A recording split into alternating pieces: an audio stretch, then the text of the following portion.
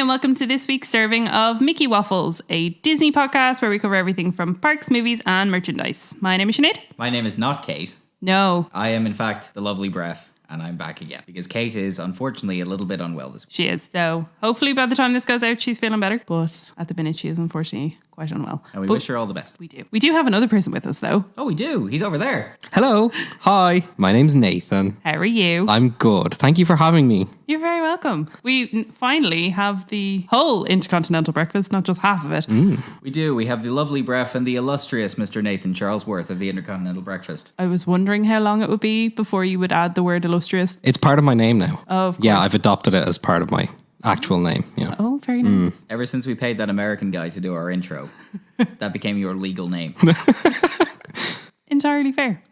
So, yeah, we kind of figured we are going to Disneyland Paris in 2 weeks as of when we're recording. Yes. 2 bloody weeks. I'm very excited. It's getting awfully close. It is, as are we right now. Yes. We should clarify, just for people wondering, there's a very slightly awkward audio setup at the minute because we're using the equipment from the Intercontinental breakfast. But unfortunately, because we are, that means we only have access to 2 microphones. And for the keen Mats fans out there are 3 of us. So what that effectively means is that myself and Sinead are sharing a microphone. So I am facing away from Nathan and trying to kind of talk around whilst pitching my voice towards the microphone, which isn't really working, but we're going to give it a go. She cozy. It's very cozy. How are you? I'm good. Good. I kind of feel like I'm intruding on a date. I'm kind of third wheeling this whole thing. That's how I feel with the two of you all the time. Well, you are. So. But as mentioned previously when Breffni's been on, if you want to go check out Breffni and Nathan and hear more of their illustrious voices, you can check them out on the Intercontinental Breakfast. It is also another ICB Studios podcast. It is indeed. Our sister podcast, as we like to call it. It is the second finest show available on the ICB Studios network. Oh, stop. How's your week's been? Pretty good. Yeah? Pretty good so far. Some news in the background that I won't be able to talk about on any show quite yet. Yes.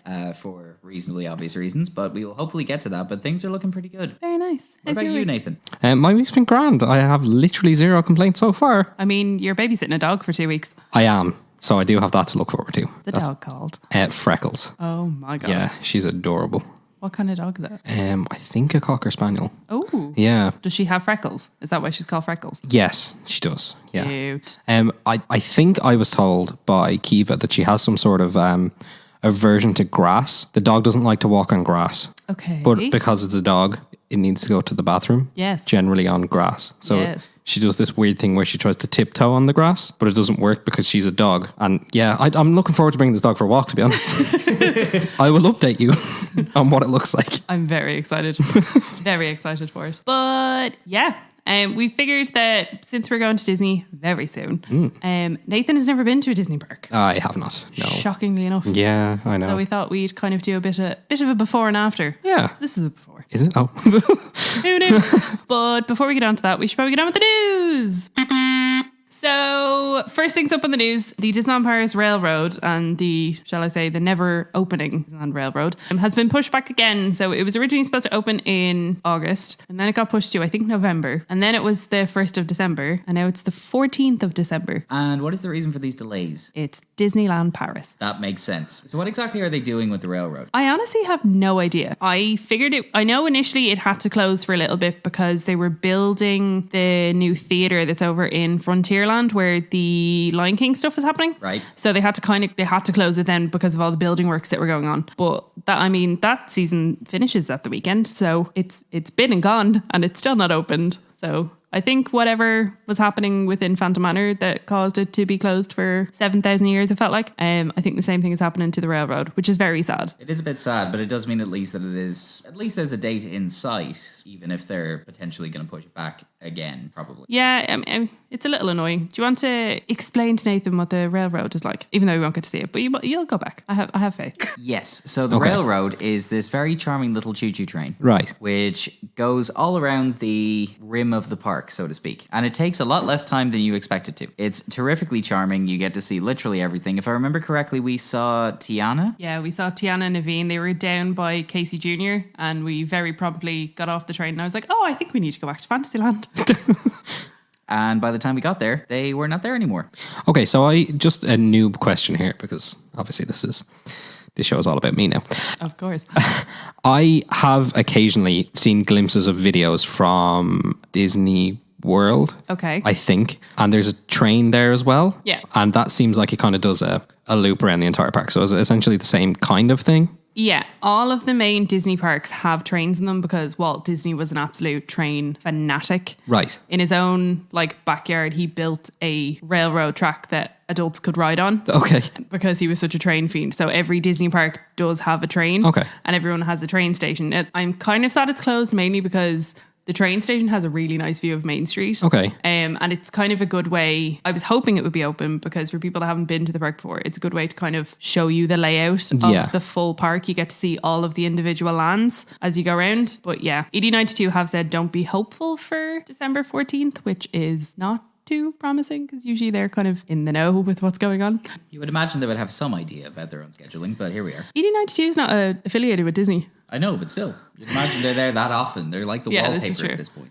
I mean, more often than not, they know actually what's going on more so than Disneyland Paris does. Yeah, no, that makes sense. So hopefully it'll be open soon, but for now it is unfortunately closed. So what's up next in the news? Next up, Walt's American Restaurant, I think is what it's called, will be closing. I think it closed this week. I think it closed as we're recording today, which is the 16th of September. And it's going to remain closed for all of October and all of November. And we have no reopening date for it. From what I have heard online, Allegedly, there are, I'll preemphasize what I'm about to say with this is not a character meal, but there are some rodents involved.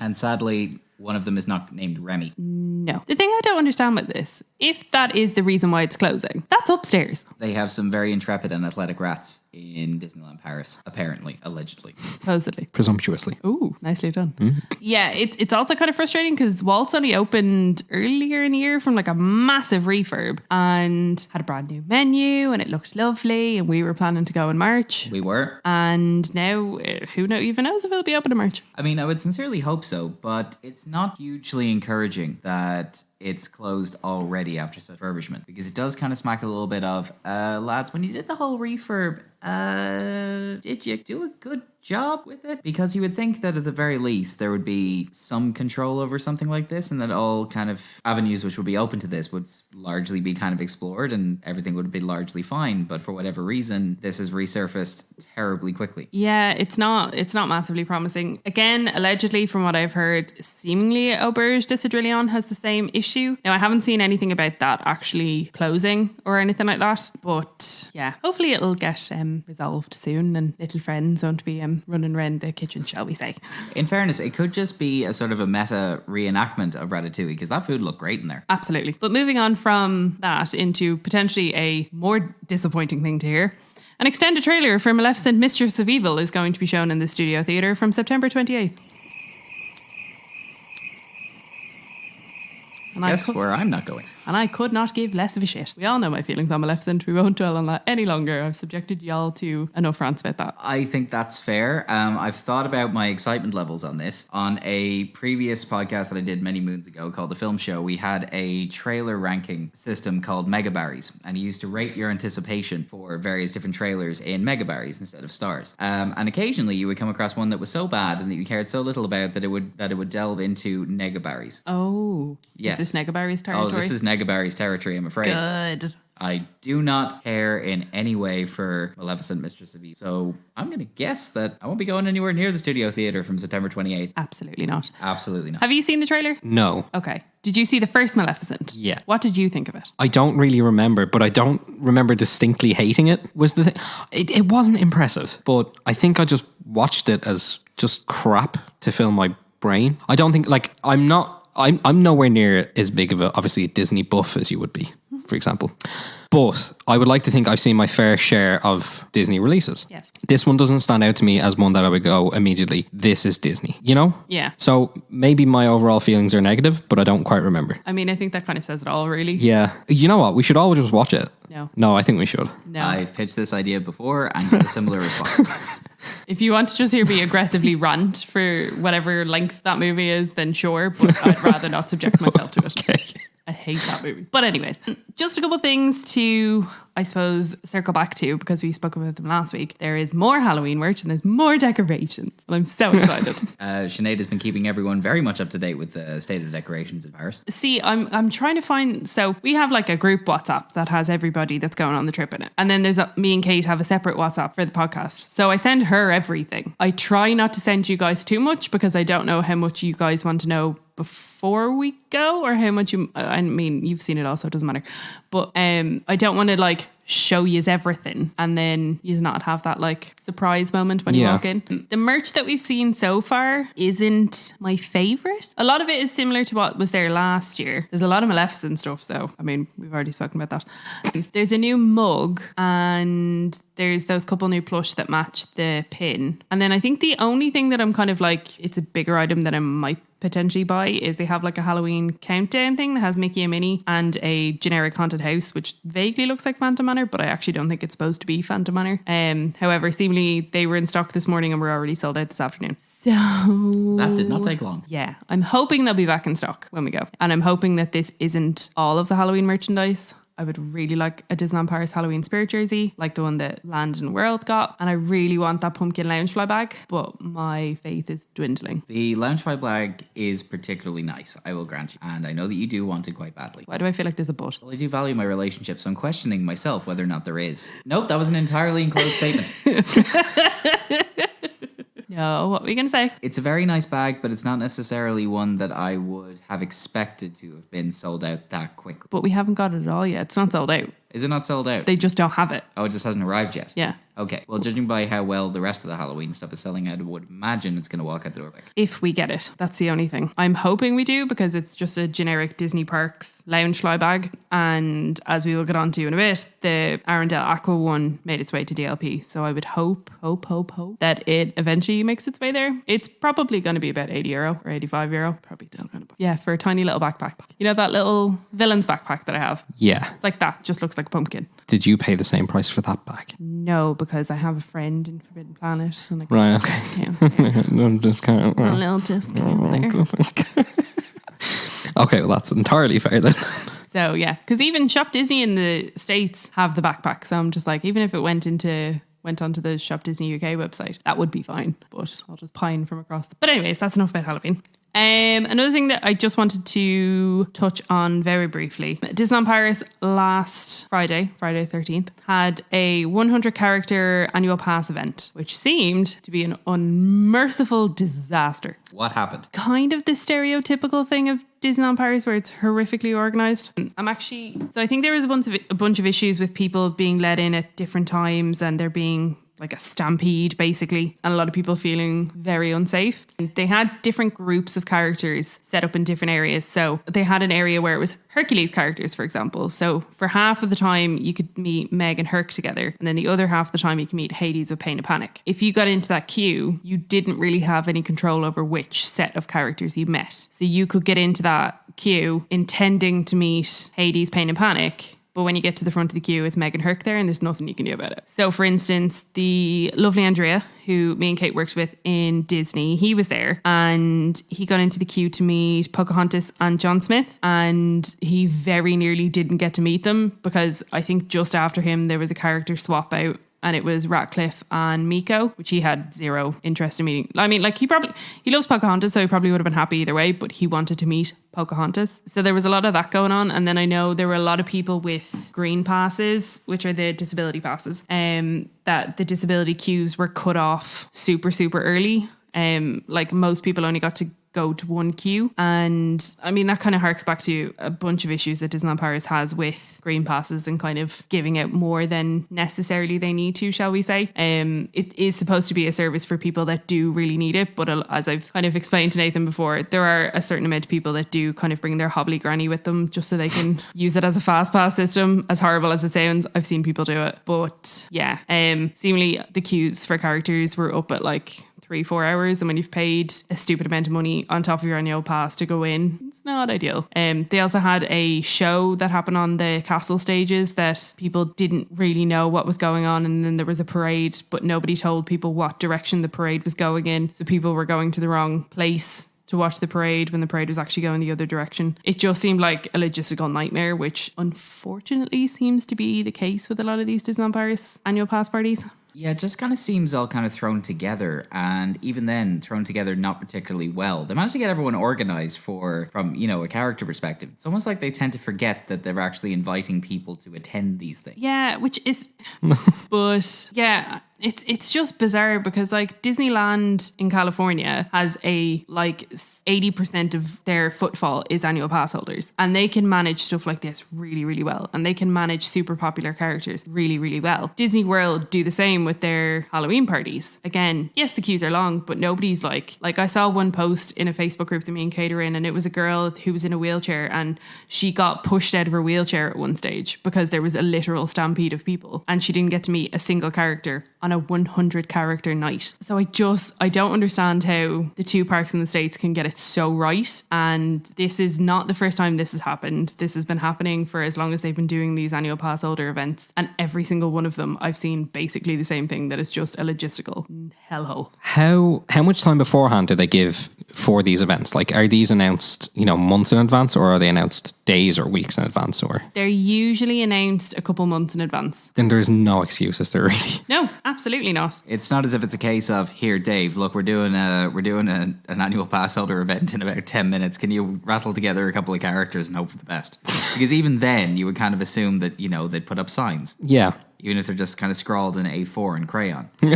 But it's just, these kind of things should not be happening under any circumstances. And as you say, that's notwithstanding for how much time they actually had to prepare these things. It was literally like they only thought about, let's put these characters here, and didn't think about anything else whatsoever. Yeah. So it has made me kind of nervous for the Halloween party.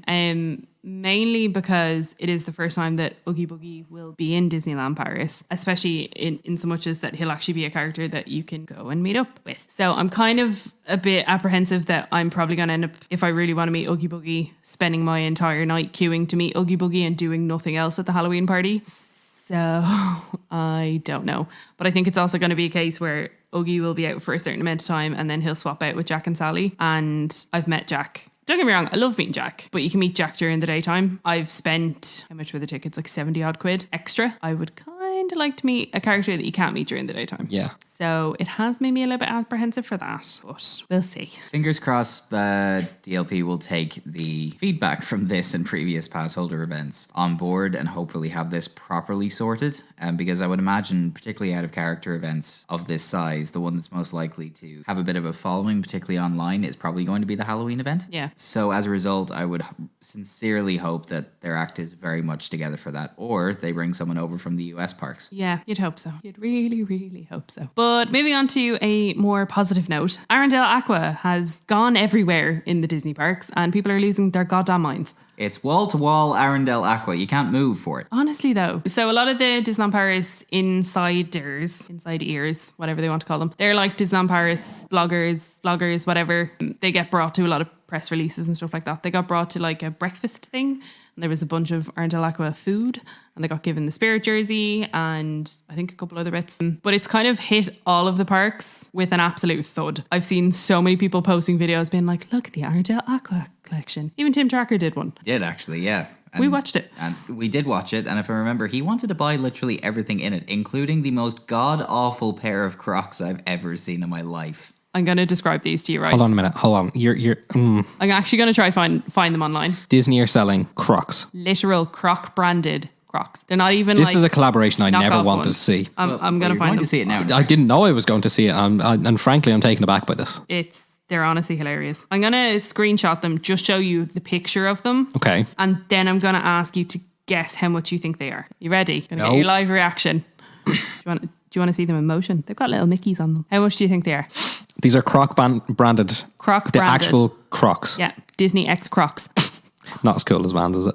I have no prior knowledge to how much things cost. Just in general? How much is a loaf of bread? I don't know. Can't eat bread.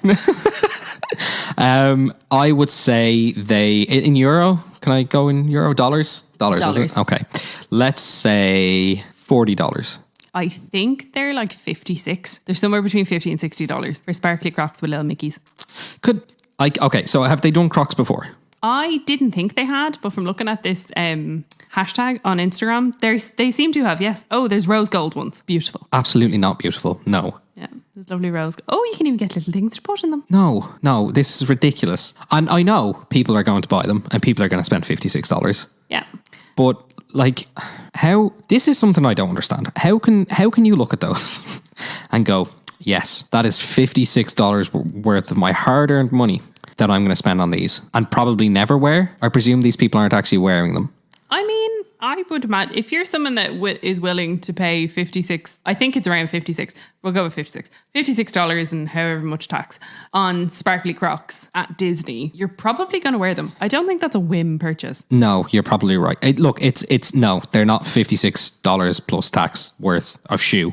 To you, Wayne. Someone out there is going to be wearing their sparkly Crocs and they're going to be living their best life. But I, last week, was very negative, shall we say, about the Arendelle Aqua collection. But I won't lie, I'm actually kind of digging it now. Now, you see, I have a minor problem with the Arendelle Aqua color. Why? It's too light. It is very light. I would dirty it within a second. Yeah, that's part of the issue. But it's also that the color, if it was just a bit brighter, would kind of make all the difference. Yeah, I think the reason, like, they're kind of going for that, like, icy blue Elsa color. Yeah, but even then, I still think it's a bit too light for that. Okay. I still think it's a little bit too muted. It's a bit too, oh, look at this lovely color. I've painted my bathroom. I mean, I totally get that. It is like a lick off of white. It really is. I think that's more sort of my issue, which to a certain extent is my same issue with rose gold, that it's just a bit, Yeah, I think it's kind of cute. The Spirit jersey is very pretty. It's the Arendelle Aqua color, but it has like silver thread woven into it, so the whole jersey is very sparkly. And then it just has the standard Disneyland Paris or Disney World or Disneyland logo in silver glitter on it. So it is very nice, I will grant you. Yeah. Spirit jerseys in the States, I think, are $65, and in Paris are $60.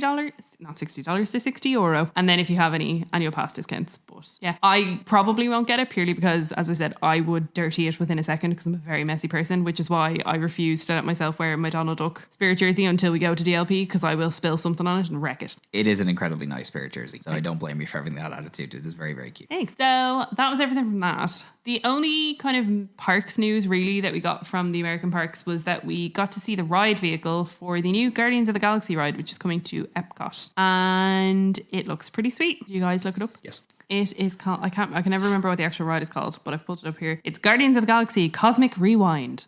Like, so is this the first thing you've seen of it? Like, was there a name reveal beforehand? And I assume it had, but I don't think I'd paid any attention to it. okay, so there's no idea of what it actually is or what's going to take place on the ride? It is a roller coaster. Breffni love it. So it is definitely a roller coaster, and the ride building for it is absolutely bloody massive. Okay. It is huge. But other than that, we don't really know a whole lot about it. Okay. Actually, I'm not even sure when it's going to open. I think it's either late 2020 or maybe 2021. It's definitely open by the 50th. Walt Disney World turns 50 in 2021, like later in 2021, okay. I think. So what I will say, the vehicles look quite cool. They do. I do like them. I like the colors of them as well. No, I really like the design of them. They look really They're also kind of interesting because with most kind of coasters and stuff, you have like the harnesses that go over your head and kind of keep your shoulders in. But this one is like a lap harness. It kind of reminds me of, if anyone that's listening has ever done Escape from Gringotts in Universal Studios Orlando. It's kind of similar to that, as in it's mainly like your legs that'll be kind of like pegged in, shall we say. The only thing I would say about that is those kind of rides have a tendency not to be the most friendly when it comes to larger people, because they have to click to a certain point, like your legs have to be down a certain point for it to be safe. So that would be my only kind of concern with that, because a lot of times once your kind of shoulders can't move anywhere, you generally can't move on a coaster. But when it's just the kind of tight lap ones that it looks like, I could be totally wrong, they generally can be a little less plus size friendly, shall we say. So I'm intrigued to see that, because generally Disney are very good that most people can fit on pretty much every ride. It's usually Universal that are a bit less accommodating. Yeah, probably the best way to put it. So yeah, that would be the only thing that I was a little bit like, interesting. But that's everything from that. And then the last thing that we have is we finally got some pictures of the Vans and Nightmare for Christmas collection.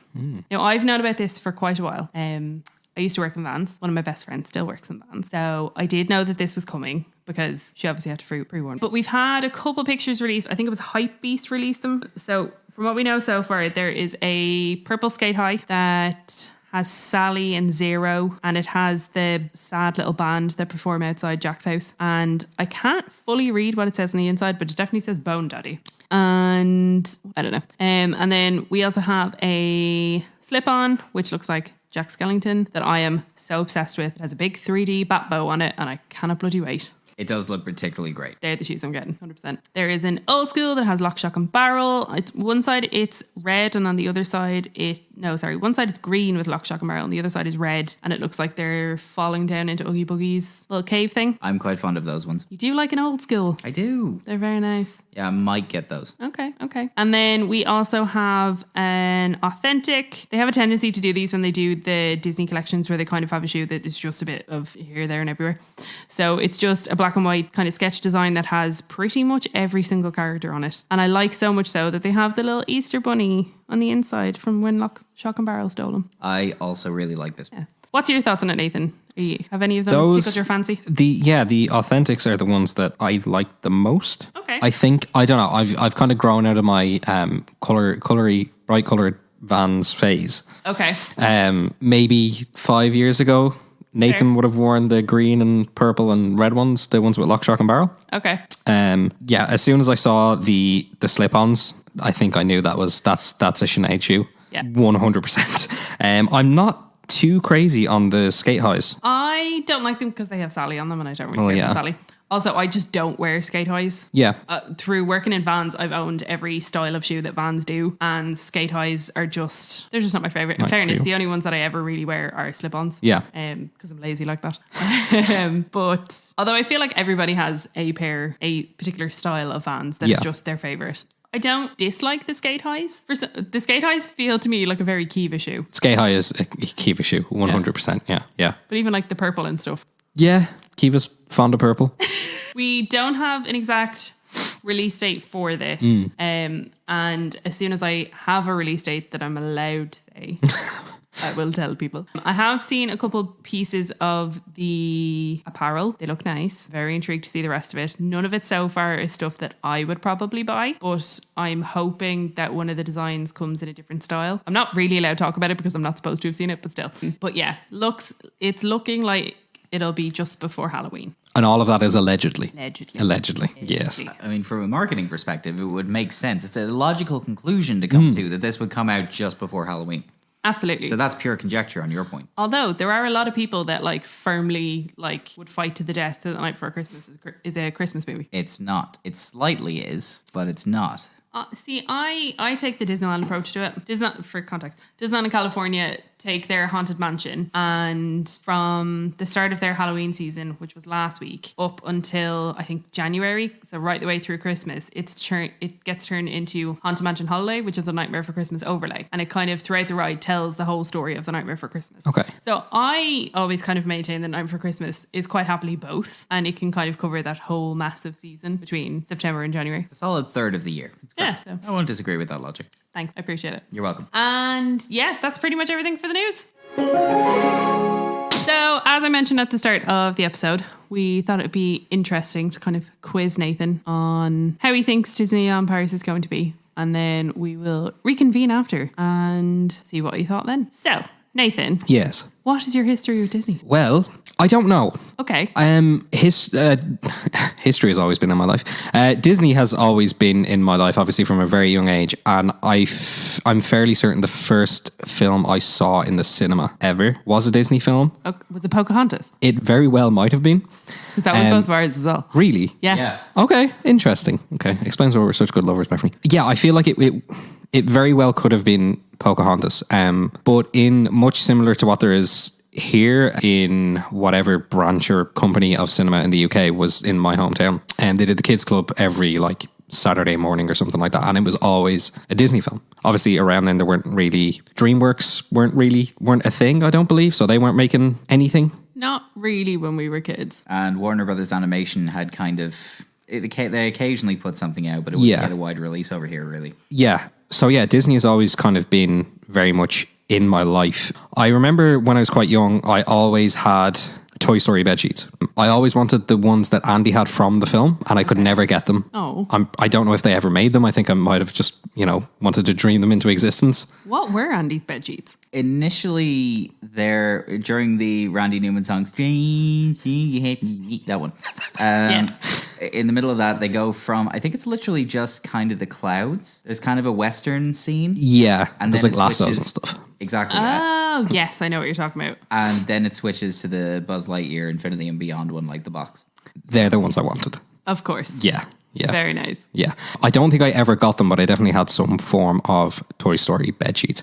And right now, as a 27-year-old man who is in a long-term relationship, we now have Toy Story bedsheets as well. So I've come full circle, really. We've got the little aliens from Toy Story on there. Oh, it's great. It's I a was good going to time. say, I was like, I've definitely fallen asleep on your couch before. Yeah, you have, yeah. Toy Story bed sheets. Yeah. Other than that, I can't really think of kind of my history with Disney. It's just always been there and been something that, it's just always been part of my life, I guess. Okay. I mean, I think that's kind of standard for a lot of people our age because Disney was king when we were kids. Yeah. So I think that's fair. Now, you've never been to a Disney park. Never, no. Were you? Because I know I never went to Disney when I was a kid. Yeah. However, there was always this one guy that my dad worked with that did go to Disney quite regularly. Right. And do you remember back in the day when people were going to Disney, they'd send away for like the video? Yeah. Did you ever end up with one of those? Because we No. always had them. No, it was never. It was fucking torture.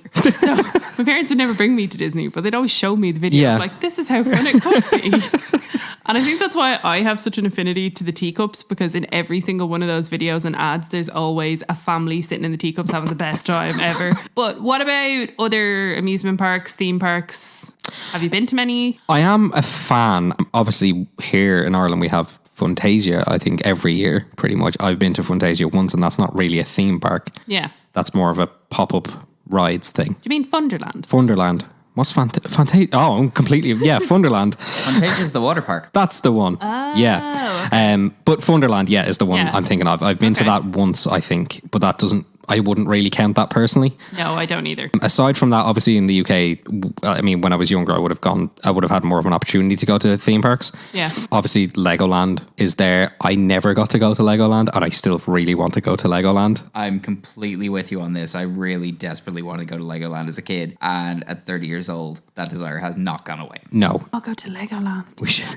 Can we get Disneyland out of the way take the first? nod- One trip at a time, sweetie. You can take the naughty car. What are you talking about? We've got like 5 trips planned. Oh, we could actually all fit into... No, we couldn't all fit into the thing. Nathan could. I'll put the roof rack on. Be grand. Nathan, you've seen the Beverly Hillbillies intro, right? Yep. All right, so we'll put a rocking chair on the top. Be grand. Yeah. That's cool. Aside from wanting to go to Legoland and never being to Legoland, there's obviously places like Thorpe Park in the UK. Never got a chance to go there either. Okay. The one theme park I went to multiple times as a child, it's unfortunately closed now, and it was originally opened in 1987 and closed in 2007. It's called American Adventures. Okay. Now, as everything in the UK it was built on an abandoned coal mine. Oh, very good. The UK is basically built on top of dead coal mines. So this was an abandoned coal mine, and there was a quarry really nearby. Some guy bought the land and tried to open a theme park. Okay. He was arrested and imprisoned for fraud. The land was obviously seized, and the Derbyshire County Council bought it. Okay. Now, interesting tidbit from this is they then sold it to Granada, Okay. as in ITV Granada, who did Gladiators, should I say. Lovely. And Coronation Street. And Coronation Street, that kind of multimedia company.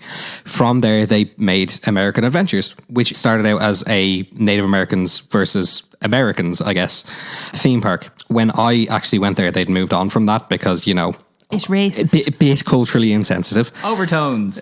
When I went, it was kind of like an old Western style thing, and there was guys in like dirty vests and stuff who were panning for gold, and you could go to this thing and pan for gold with this old crazy cool. guy.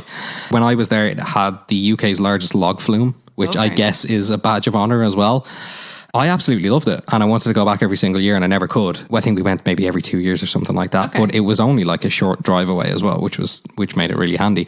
So that is kind of my history with theme parks. It's a weirdly in the middle of Derbyshire, old West American themed park. Okay. Yeah. With regards to theme parks and stuff like that, how are you with going on like roller coasters and stuff like that?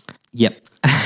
Okay, so I mentioned the log flume there. I love log flumes. And I don't know where the line stops when it comes to a roller coaster. Are you like Breffni, and as long as it's in water, it's fine? Maybe, I don't know. So I would have been on some form of roller coaster in American Adventures. Okay. But I don't remember it. The last time I remember it being on something that was vaguely a roller coaster was, I think it's called the Wild Mouse, and they used to have it down the Bray seafront. Spinning coaster. Yeah, that was terrifying because when you got to the corner, there was you couldn't see the track anymore because the car was spinning and all that sort of stuff. That always seemed just safe enough, but also just unsafe enough to get my thrill, but also feel fine. Yeah. So as it goes with roller coasters, I don't quite know, and I've definitely built it up in my head. Okay. Yeah. Bear in mind, when I'm in Disneyland, I'm throwing myself into it. Okay. 100%. I've basically asked Kiva if I say that I don't want to go on it or I'm feeling trepidatious to make me go on it, because I would regret if I don't. Okay. So yes, I'm terrified of roller coasters, but I'm going to try them. Can I give you one piece of advice? I don't know if I want to take advice on roller coasters from you. That's fair. But it's specifically around the Disney parks. Okay. Don't do what I did and go on Space Mountain first. See, I'm going to get in here, and I actually think he should go on Space Mountain first. Really? Star Wars. Yes, but do you remember the 20 minutes in which I sat down? Yes, but sweetie, you are not quite as big a Star Wars fan as Nathan is. That is a fair point. I was going to suggest start with the teacups and see how you get on. Everyone should just start with the teacups anyway, I think. And go on the Slinky Dog ride. Definitely doing that. That's great. Yeah, I don't know. I haven't really. I presume this trip is going to be planned out by people. Not fair. naming names. But and that's fair. But generally the way me and Kate do the parks, yes, and it's honestly kind of what we suggest to everybody is start your day with a list of things that you would like to get done that day. Not necessarily in any particular order or at particular times or anything like that, because that's not really how Disneyland Paris works. If you were going to Florida, yes, you need to do that because your fast passes get planned out 60 days in advance and your food gets booked 6 months in advance. So that's a different beast. Right. But with Disneyland Paris, and we did this when we went and it worked perfectly fine. It was kind of like, this day I would like to meet this character and I'd like to go on this ride and I would like to, and kind of do it that way because it gives you kind of a vague checklist, I suppose. Yeah. That you can go through and tick stuff off. One thing that I know we're doing at a certain time is we're going to go on Big Thunder on the Tuesday morning. Yep. That's the thing we're doing. And we're all going to go on Big Thunder on Tuesday morning. Would you like to tell the lovely people why we're all going on Big Thunder Mountain on Tuesday morning? Well, you have previously told the lovely listeners of Mickey Waffles about your story with, and your encounter, shall we say, with the Matterhorn bobsleds. And Breffni did go on Space Mountain as your first roller coaster type dealio. Yes. And that was not necessarily the best idea for you, and that was fine.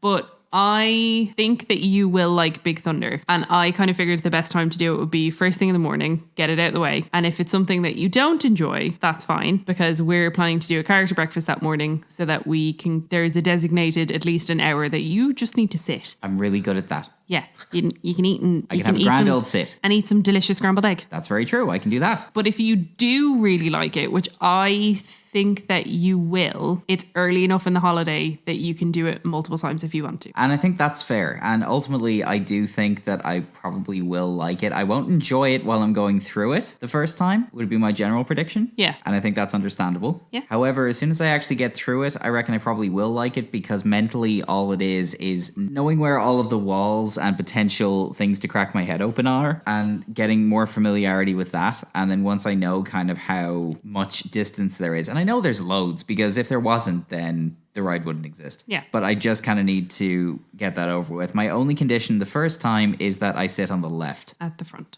At the front. That is my only condition. And why at the front? Because you have that lovely little canopy for the train in front of you. Yes. Generally, this is not necessarily the case for Space Mountain, and I'll come back to that. Generally, with coasters, if you're a little apprehensive about it, sit as close to the front as possible because physics. The front of the train has to be as controlled as possible so the thing doesn't just fly off the track. So the front of it is generally a bit slower, a bit more controlled, and the back is where you get whipped around. So that's why the plan is to sit at the front. Space Mountain is a little different because it's a launch coaster. So if you're sitting at the front, you're the first person to get launched. And me and Kate did that last time and it kind of just whacks you in the face. So there is just that to bear in mind with space. But because you don't have any traumatic experiences, shall we say, I actually think that doing space first might not be a bad idea for you. Okay. Purely because it's Star Wars. Yeah. And I think that will get you through it. That is fairly sound logic. And if I wasn't terrified, I would probably have thought it was really cool looking. If you opened your eyes. Well, in fairness, if you look at the photos, my eyes were very open. Oh, they were. Yes, I totally forgot about that. But yeah, are there any other types of rides that I'm worried about? Yeah, not even worried about, that you're like intrigued about, shall we say? What I am really intrigued about is Ratatouille. I'm really intrigued by that because as far as I'm aware, it's like a whole 3D thing. Yes, and it's trackless. Yeah, Which like is real robot fun. cars, right? Yeah. Yeah, like Roombas. It's great. Yeah. It's so good. And we'll fill a whole rat. Yeah. I'm so excited. When I think of a theme park, that's not, my mind doesn't go 3D, no track. You know, I don't, I think that's why I'm more intrigued by it. Okay. And I suppose that's kind of, so we have notes written down, and that's kind of why I've said theme/amusement park. And that's kind of where the slight kind of difference comes in. So the likes of your Six Flags and your Thor Park and stuff like that, they would more so be amusement parks because it is just your big thrill rides and stuff like that. But the main reason why the likes of Disney and Universal and stuff are generally called theme parks is because it is more so about that overall theming, which sounds a bit daft and wanky.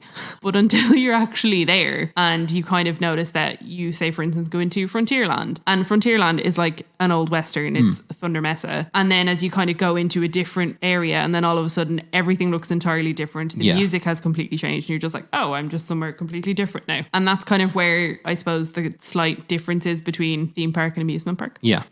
And that is like the likes of Ratatouille and stuff, that is the kind of, as much as everybody enjoys the likes of Space Mountain and Big Thunder and stuff like that, Disney Dark Rides is kind of what makes it. And honestly, they're some of my favorite. Like my two favorite rides are Phantom Manor and Pirates of the Caribbean, and they're just, you can't get more quintessential Disney than the two of them. And it's those kind of like little dark rides that tell you a story and stuff, which are kind of the heart and soul of Disney, shall we say. Yes. So what are you most excited for? Hyperspace Mountain. Yeah, definitely. Also, again, Ratatouille, the ride. I'm actually quite excited for Big Thunder as well. I think that's probably because of the kind of westerny-ish feel. Okay. The prospecting kind of thing. Yeah. The amount of times I'm going to laugh at Mickey. But yes, it takes some getting used to. Yeah. Yeah. As someone who worked for Disney for 4 years and has been a Disney fan continuously since, yeah, there's still times where it catches me off guard. T-shirt slogans are a particular source of hilarity. Yeah, like ones that say, I like my food Mickey shaped. I love Mickey. Yeah. Mickey is my best friend. Are they designs as well, or are you just, is that a blanket statement? These are all ones that I've seen. And yes. Yeah, so that's going to be fun for me. Okay. Are there any non-ride things that you're very excited for? I can't quite remember the name of it. The dragon underneath the castle or wherever it is. I'm just kind of, I really want to see that. It's real impressive. Yeah. I just feel like it's going to be really cool to just stand there and look at. She's bloody massive. What's your feeling on the parades? Because we're going to Halloween this too. Yeah. I don't know. Generally, Do you enjoy a parade? Not particularly, no. Okay. I don't really, my feet get sore and standing around isn't, it's just, I don't know. But if there's something actually, I wouldn't go to the Paddy's Day parade in town. Okay. For example. But if it's something entirely different that I've never seen before, okay, and it isn't necessarily ingrained in my culture or the culture of the country I'm in, I think it's going to be a little bit different. I'll be more intrigued to see it. Okay. I did accidentally fall down a YouTube hole and there were like 40-minute videos of parades. Wow. Like I wasn't paying attention the whole time. Yeah. But what I did see, I was kind of like, oh, that's really cool. I like that. So yeah, I think I'll probably will enjoy. Yeah. Okay. What were your thoughts on the parades before we went? I'm quite like Nathan in the sense that parades don't usually do all that much for me. I'm with you on the Paddy's Day parade. I think I've been maybe twice. It's just not something that's hugely intriguing for me. For the Disney ones, however, it's a bit of a different thing because you kind of get a little bit swept up. I think that there's a fair bit of waiting around if you want to get a good spot to watch it. And that's the most difficult / worst part of it, is just literally standing around and waiting. Occasionally you might get some of the cast members making it a pretty fun time, as you'll hopefully see. Yeah. But nonetheless, it can be a little bit on the frustrating side. But once you're watching it and once it's going, you get sucked completely into it. Yeah. You just said about, wanting to get a good spot to be able to see everything. Being the height of a 6-year-old child, how long am I going to have to wait to be able to see anything at all? Generally. So Disney do a thing on a Tuesday called Guest Star Tuesday. Right. And You know what that means? excellent. And usually Tuesday is when people are more inclined to kind of really stake out their places. Okay. So the parade usually starts at about 5:30. Right. The main parade. There are cavalcades because it's Halloween. So there are like little Halloweeny parades Yeah. in between the daytime. But for the main parade, so the main parade usually starts at 5:30. Guest Star Tuesday usually starts at 5. Me and Kate have been known to go get some snacks and find somewhere on Main Street and just sit and stake out a good place. Yeah. And in fairness, Main Street is not the worst place. Now, some people for quite a while refuse to sit on the floor. And there is a lip in the curb. So it's not like you're just sitting out flat. So you can kind of do that and just take a seat, have some chill time, get a snack. Okay. So yeah, usually about an hour on a Tuesday, a bit longer. But I don't begrudge waiting for the parade because you stand there, you wait, it's all dandy. It's the fireworks that I have an issue standing for. Right. So that was going to be my next thing that I'm excited for. Okay. Why? How to say this? People are assholes during the fireworks. Right. Yeah, no way around that. I didn't experience it half as much when I was in the States. It is very much a Disneyland Paris thing. Okay. Where you have a lot of parents who will just squeeze in anywhere and stick their 17 children on top of them. Right. And it's real frustrating. Or you'll get people that there's different spots throughout the kind of hub area in front of the castle. And it's kind of socially agreed, shall we say, that if you sit within these areas, you sit down and you watch the fireworks. Right. You don't stand up, so nobody's kind of in anybody's way because you're close enough that you could be sitting anywhere within that general area and you'll have a good view. Yeah. But you will always get that one person that will try and stand up, will get heckled down by everybody else, and then they'll kind of just hunker and teeter and move and all this kind of stuff. And rather than just, sit down and be vaguely comfortable, they will just fanny about. Right. And just be in your way the whole time. So the fireworks can be frustrating. Okay. But they are fantastic. If the heckle is part of the entire experience, I love a good heckle, so I'll gladly heckle some. Hey. I'll gladly heckle a Karen. I am expecting some good Karen heckling from you. Yeah. Good. What do you think I feel like we should answer this first. So I'm going to ask you what you think your favorite thing will be. Right. But I feel like me and Breffni should answer this first. Or actually, no. Write it down on your phone and I'll write it down on my phone and we won't talk about it and then we'll find out his. Okay? We both send it to Nathan independently, but you're not allowed to look until after. Okay. Turn your phone. Okay. What do you anticipate will be your favorite thing? I think months ago, if I was asked this question, it would have been anything Star Wars, but narrowed down, it would be Hyperspace Mountain. Okay. Why? Because it's Star Wars. Okay. Fair. And I think it's probably going to be the one thing that it's going to make me realize that I like roller coasters. If you know what I mean. I'm gonna enjoy it more because of the adrenaline and that it's Star Wars. Yeah, fair. So yeah, months ago, I think I would have said that's my favorite thing. What I do think is going to be my favorite will be the fireworks. Okay. All right, okay. I do genuinely believe that I may cry. That's fine. Because we've all been there. Yeah, I do think it's just going to hit me. The first time I saw Illuminations, and particularly the Star Wars bit during Illuminations, I cried. Yeah, I'm going to cry. There will be moments, and last year when the first night of the fireworks, there were just moments when I literally just said, "Oh, fuck off." Yeah, a couple of weeks ago I said that, and Okay. I think I'm still sticking to that. And I don't know. I think it's going to be a case of, Jesus, this costs a lot of money for a fireworks show, and I'm going to want to see this again in real life and in person, which means I'm going to have to come back and spend the same money or more. I mean, you could see the fireworks 3 times when we're there. Could do. Probably won't subject everybody to that. That's fine. But yeah, If I see it once, I'll be happy, and I do really believe it will be my favorite thing. Okay, cool. What do you think Nathan's favorite thing will be? Here's the thing. I didn't have fireworks in the top 3, but I did have a mental top 3. Did you send him a top 3? No, I sent him 1. Oh, okay. The mental top 3, in reverse order. Right. Hyperspace Mountain. Okay. I think you really will love it. Second thing was Star Tours. Okay. The number 1 thing, meeting Darth Vader. All the Star Wars. Yeah, there's a distinct theme there, isn't there? Okay. What makes you think that? Because it's very different to every other character meeting that you'll do. And I'm hesitant to say any more than that at this point. However, it's particularly special, and it feels, as I said, very different to every other character interaction. The setup of it is very different. You have to go to a very specific place that is very much hidden away in order to get to it, and the general atmosphere around it is very unique, especially in a Disney environment. Okay. And I think that leading up to it, you'll be probably a bit until you actually get inside the place where it happened. Yeah. And then I think there's a distinct possibility you might lose your shit. Okay. I think he'll scare the bejesus out of you. Okay. Just being perfectly honest. I didn't want to say that. It's super intimidating. And it shouldn't be. It really, really shouldn't be. But it is. And we're going to send him in by himself. Yep. Cool. What I think will be your favorite thing is Star Tours. Star Tours has been one of my favorite rides since the first time I went to Disney. I went on Star Tours. I wasn't a massive Star Wars fan then.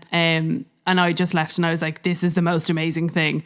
And I insisted on going on it in California. And I insisted on going on it multiple times in Disney World. And I cannot go to the LP without going on it. I think everything from the details within the queue and the animatronics that are in the queue, and even the little kind of queuing area in by where there's that little droid that's searching through everybody's suitcases and stuff like that, and the stupid little things that he comes out with. And then there's a screen where there's like the shadows of characters from all of the movies going past, and you can kind of point out, oh, there's R2-D2. Oh, there's Jar Jar Binks and all this kind of stuff. And just kind of seeing those characters go back and forth. But then even just the ride itself, like you never see somebody come off Star Wars without a massive smile on their face, ever. It just does not happen. And it's just really, really freaking fun. And until you've experienced it, it's hard to kind of, you're like, oh yeah, it's a Star Wars simulator ride. But until you're on it, it's so much fun. Okay. So, and you can go on it multiple times and potentially, not always, but potentially get different things. So you can get different characters within it. So like I've had Princess Leia pop up in it. I've had Darth Vader pop up in it. I've had Boba Fett. You can get tons of different characters to pop up in it. The big thing is going to be we need to try get it in English at least once. Okay. So we're just going to pop that little R2-D2 hat on your head. We're going to be like, first time, English. We need English. So yeah, we'll see. We'll revisit it and we'll see. I like that everything though had a Star Wars element to it. Yeah. On brand. Is there anything that you are apprehensive about? Yes. Okay. Hyperspace Mountain. Laughing at Mickey's. And to be extremely serious with it, food choices. Yeah. Yeah. I am a little troubled boy. Just in general. Just in general, yeah. We knew that, but tell us about your dietary problems. I'm a celiac, so therefore I am extremely difficult to feed. Now, obviously, you, Sinead, have done some... I've tried. You've tried to do some research, and you really have tried. And I really, really do appreciate that. Because, to be completely honest, I hate being the one that causes a fuss about this, and I'd rather not eat than go and search for stuff and research where I have to eat in anywhere I go. So I do really genuinely appreciate that you did do that. I am still kind of worried. Yeah. I'm kind of worried that I might have to bring more food with me than clothes. It should be fine, but that is definitely the thing I'm most apprehensive about. I get hangry, and I don't want to be hangry in Disneyland. That's fair. Obviously, like there's certainly, you found out yourself that there are certain things that I'm probably okay with, and I think you said something about like the ready meal things. Yeah, so I've asked Reddit, I've asked Facebook groups, I've asked on TripAdvisor, I've asked like everywhere I could possibly ask, and I keep getting the same kind of answer where Disneyland Paris have these, they're basically like microwave ready meals, and they are free of the top however many allergens that are quite common with people. And from what we've heard from most people, it's kind of just tasteless gloop.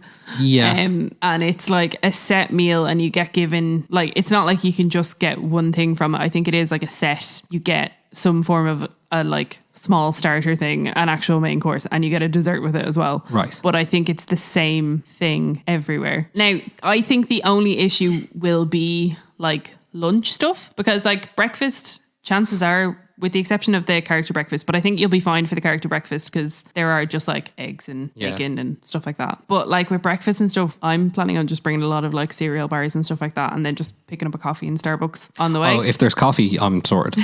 I'm fine. There's lots of coffee around. Yeah. And then out in the Disney Village, Planet Hollywood actually has quite a they have a full gluten-free menu. Excellent. Which is quite good. So I have a feeling we'll probably eat there at least once, if not probably twice. And then there's also Vapiano, which is an Italian restaurant. From what I could tell, a lot of their restaurants do have gluten-free pasta. I could not find out definitively as to whether this one does. However, they do also do risottos. Right, that's fine. Which has no gluten. Yeah.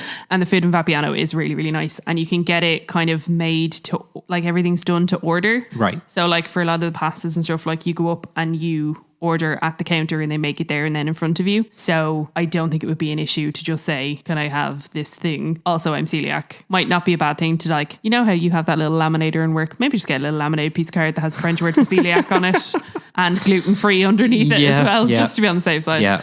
It's frustrating because even just like being vegetarian, it's real difficult to get decent food in DLP. Yeah. However, I can at least rely on that one mushy potato burger that everywhere has. It's not great, but it is still food. But the thing that we're kind of coming up against is that nobody can actually tell me whether, say, for instance, the chips would be okay for you to eat. Yeah.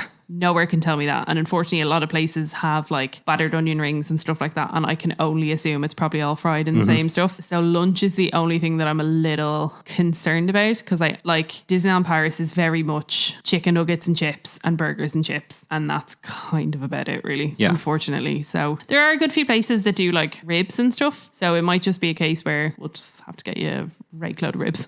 That's fine. That's fine with me. Yeah, look, it's not something I won't be able to deal with. Yeah. It's just, it is a little frustrating. Yes.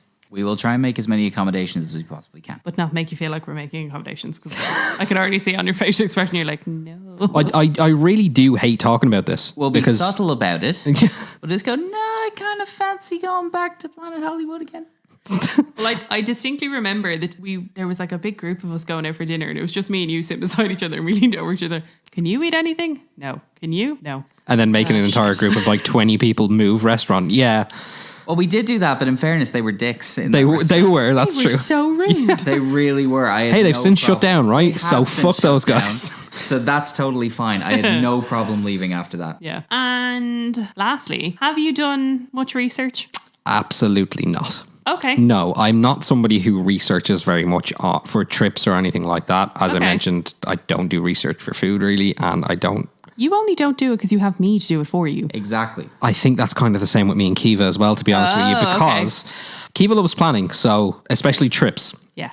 So I'm absolutely more than fine with Kiva just telling me what's going to happen. This sounds oddly familiar. Yeah, but at the same time, I should do my own research.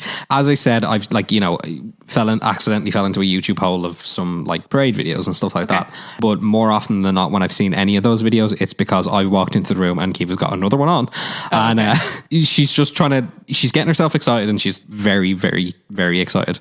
But it's also like trying to figure out what some of the rides are like and stuff like that. Obviously, I've got Mickey Waffles to listen to as well, which is, it's fairly comprehensive in what you guys talk about. And don't get me wrong, I don't understand everything, but I'm hoping to learn. You will. I'm hoping to, gain that knowledge and now understand things. But yeah, like, look, you've done a ton of research on my behalf. I try. Kiva's done a whole bunch of research for both of us. So no, I haven't, but I've kind of, like SpongeBob, I filter feed some stuff, and, I gain some knowledge from somewhere, some part of the universe. Okay. Yeah. Is it that you kind of prefer to just see what things are like when you get there? Like you'd rather be surprised, or is it just you're just not a planning person? It's only with certain things, but things like trips and things that I plan to enjoy, if I overthink it too much, I'm not going to enjoy it. Oh, okay.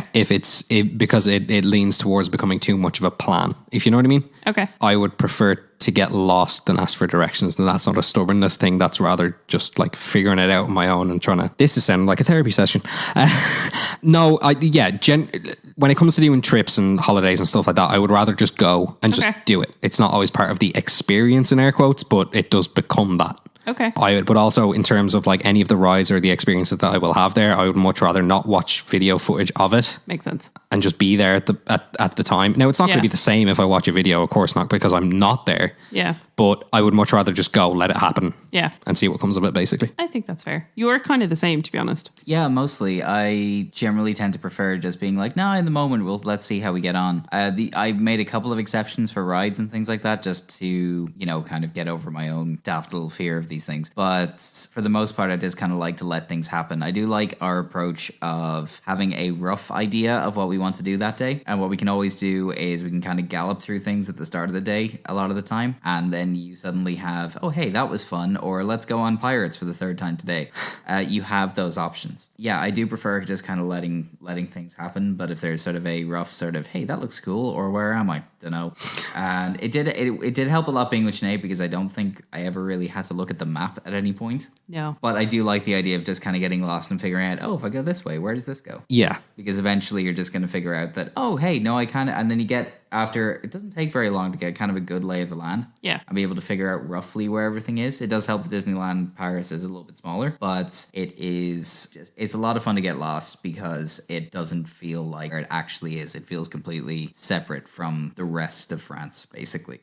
Oh, very much so. It has a completely different vibe. I'm curious. What are you most excited to show, Nathan? Because is this your guys' like first trip together? It is. This is our first trip abroad, dear. Yeah. Oh, we'll remember this forever. Sunrise. As far as what I'm most excited to show you, that's really tough. I think it's possibly the Slinky Dog ride. Yeah, okay, that's fair. In all fairness, I think it's the Slinky Dog ride. That's because fair. It looks like nothing. Realistically, isn't that much. But that doesn't matter because it's great. Yeah, I think that might be one that you might have to abandon Kiva with me and go in it with Breff. Yeah, Spend okay. the entire time laughing. It's The great. joy. The joy on his face. What about RC Racer? Because that's one we've spoken about already. We've spoken about that. I didn't do it last time, but I've worked out this weird sort of thing with roller coasters now or anything that's on a track. Whereas I'm fine as long as it doesn't really go side to side or back in time. Whereas RC Racer just kind of goes up and down and up and down. Yeah. There's very little capacity for you to fall off. Yes. Yeah, okay. So if there's the less capacity there is to fall off and the less capacity there is for me to whack my head off something again, I'm generally on board with it. Mm-hmm. So RC Racer, I am particularly looking forward to. Yes. I am not the biggest fan of RC Racer. I went in it on my first trip in 2013. I'm not a big lover of it's not a drop ride because it is on a track. It does feel like a drop ride. However, I feel like now I would be more inclined to go on that than say Tower of Terror because Tower of Terror just has a piddly little seatbelt and RC Racer has a full harness. So I am willing to give RC Racer another go. Excellent. Yeah. What's your feelings on Tower of Terror? I want to do it. Yeah? Yeah, 2 reasons. I think it's a really cool concept. Okay. And I'm really hoping that there's that one cast member there. Jordan followed me on Twitter this morning. It was great. Stop. Yeah. Oh my God. Yeah, Jordan's going to be great. And if he's there, he's going to make me feel so much calmer. He's also on Ratatouille now. Yeah, I saw that. Yeah, this is great. This person I don't know. I do not follow on Instagram. I do not follow on Twitter, but I just know from Kiva showing me, look what he did today. And I'm like, yeah, that's fantastic. And then it just kept going. And now I'm like, yes. Yeah, that would make, yeah, I do want to do Tower of Terror. Okay. Yeah. You? I'll go on it once. Yeah. But yeah, Tower of Terror is by no means my favourite. But Kate has Ed to drag on the ride all this time, so I don't have to go on it multiple times this trip. That'll be great. I'm curious, what is your kind of feelings towards meeting characters? I don't know. Okay. This is one thing I feel kind of, not apprehensive, but a little bit weird about. It's the one thing that's maybe, the best way to describe it is possibly the cringier side for me. Okay. And I don't know. I don't know what it is. It's kind of I'd probably feel really weird about it. And Okay. I don't know. You've been to a Comic-Con, right? Yes. Yeah. You know the cosplayers that take it a little bit too far? It's not like that. It's nothing Okay, like that. I right. know exactly what Right. you mean. And I've had that feeling before. And it's just like, ew. No, it's not like that It's at all. nothing like that. Okay. Initially, sort of like the initial approach is a bit odd, but then something else completely different takes over. Right. And it's very quickly in no way weird. Yeah. Is it a case of like childhood regression? Oh, 1,000%. Yeah. Absolutely, Okay. yes. That's 100% what it is. I'm hoping that takes over very quickly because, yeah, I just generally, I think if I was just me going into that situation, I'd feel quite awkward and kind of like, Okay.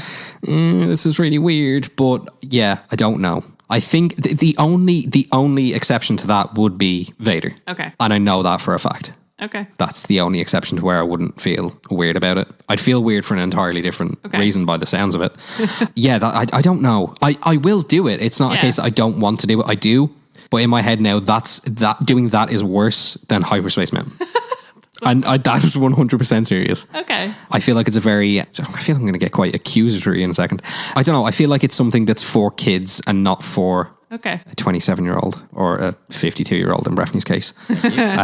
Going to meet these characters. But I have had that thing in my head of when you do it and you get there, it's going to be just completely different and you are going to feel just like a child. Absolutely. And I think what almost kind of makes it as well is that you see kids in the queue and kids having that interaction with the different characters and you just kind of get like, because like I don't particularly like children. I like my nieces.